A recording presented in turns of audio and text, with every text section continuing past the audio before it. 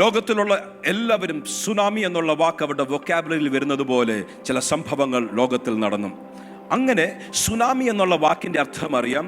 ഇതുവരെ വളരെ ശാന്തമായി കിടന്നത്, പക്ഷേ ഒറ്റയടിക്ക് ഒറ്റ രാത്രിയും കൊണ്ട് വെള്ളത്തിൻ്റെ പാച്ചിൽ പോലെ സകലത്തെയും നിരപ്പാക്കുന്നത് പോലെ കർത്താവ് പറയുക, നിനക്ക് മുൻപിൽ നിൽക്കുന്ന ശത്രുവിനെ വെള്ളത്തിൻ്റെ പാച്ചിൽ പോലെ, ഒരു ക്ലൗഡ് ബസ്റ്റ് പോലെ, മേഘസ്ഫോടനം പോലെ, ഒരു സുനാമി പോലെ ഞാൻ നിന്റെ മുൻപിൽ ചില പ്രവൃത്തികൾ ചെയ്ത് ഞാൻ നിന്നെ ജയാളിയാക്കുവാൻ പോകുകയാണ്.